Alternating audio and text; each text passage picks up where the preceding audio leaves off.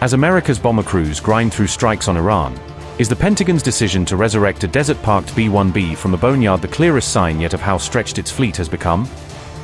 With Trump leaning ever harder on air power, has the Iran war now strained America's bomber force so much that the White House is literally pulling mothballed aircraft out of the graveyard to keep up?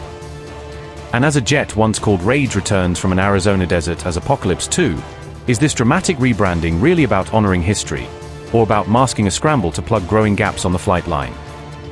With modern war demanding more long-range, heavy payload strikes, is reviving an aging B-1B Lancer a clever way to squeeze extra firepower out of legacy hardware, or a warning about deeper shortages?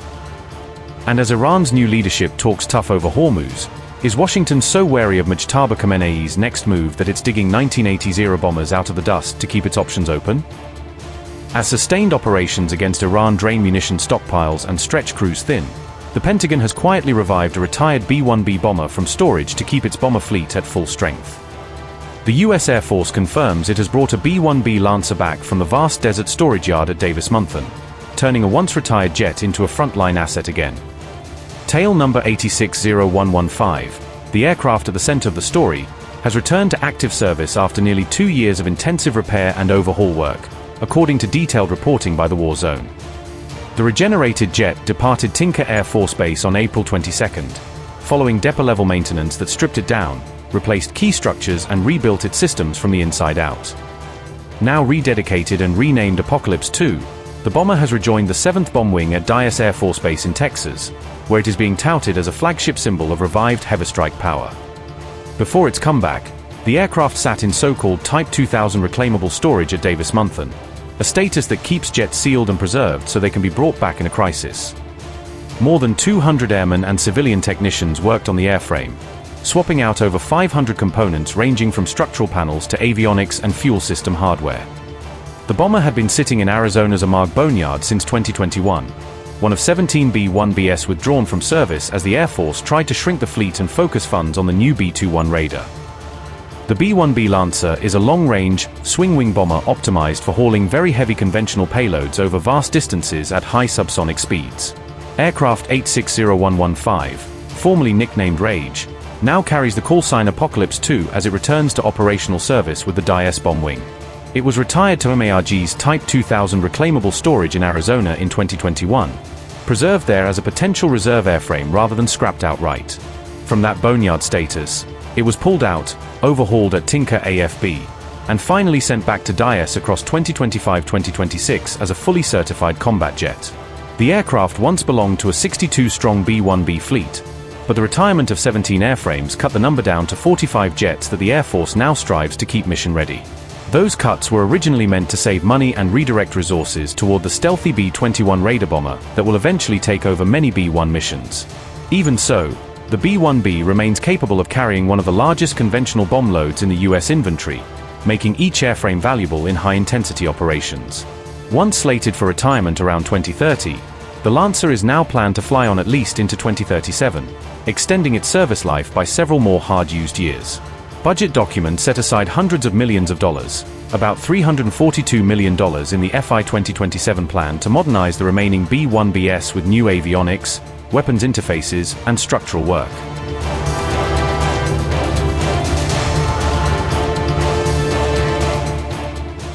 This particular B-1B had been mothballed in Type 2000 storage at Amag, sealed against the elements but deliberately kept reclaimable if a future crisis demanded more bombers.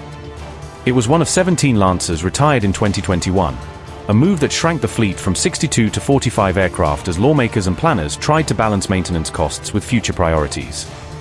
At the time, Air Force leaders argued that retiring the roughest airframes would boost overall readiness and free budget room for the B-21 stealth bomber program.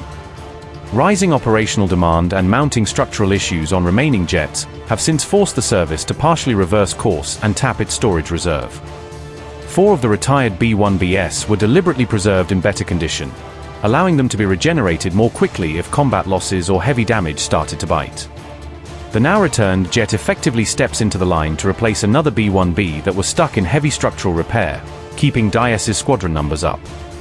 Analysis found that reviving 860115 from the boneyard was actually quicker and cheaper than continuing to fix badly damaged Jet 860126, which has now been dropped from that repair effort.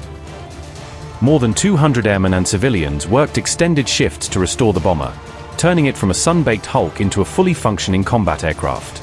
They replaced over 500 components during system overhauls and structural repairs, from wiring harnesses and flight controls to key skin panels and fuel lines.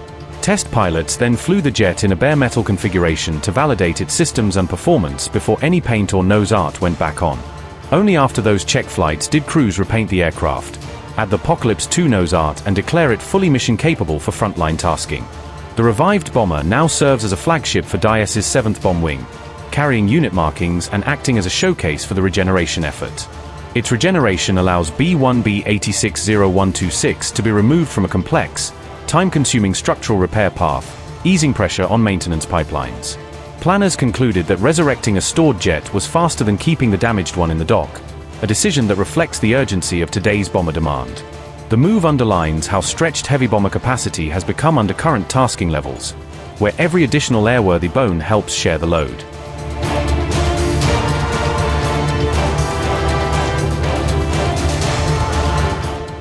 Apocalypse 2 is not the first retired bomber brought back from the grave. It fits a growing pattern of the Air Force resurrecting old airframes to plug sudden holes in the force. Another B-1B, nicknamed Lancelot, was similarly revived from Type 2000 storage after a hangar fire at DIS destroyed an active bomber. That stored jet stepped in to replace a B-1B written off by catastrophic engine fire during what should have been routine maintenance on the flight line. A similar pattern has played out with older B-52s, with airframes like Ghost Rider and Wise Guy pulled from the desert and painstakingly restored to service. Ghost Rider was regenerated and sent to Minute AFB in 2015 after an earlier B-52 was lost to an electrical fire on the ground. Wise Guy followed in 2019, stepping in for a bomber that crashed and burned on Guam, again demonstrating how the boneyard acts as a hidden reserve. Each of these cases shows how stored airframes are increasingly treated as a strategic reserve, ready to backfill combat losses or catastrophic damage. At the same time, the need to revive old bombers suggests new airframes and critical spares are not arriving fast enough to match the tempo of today's missions.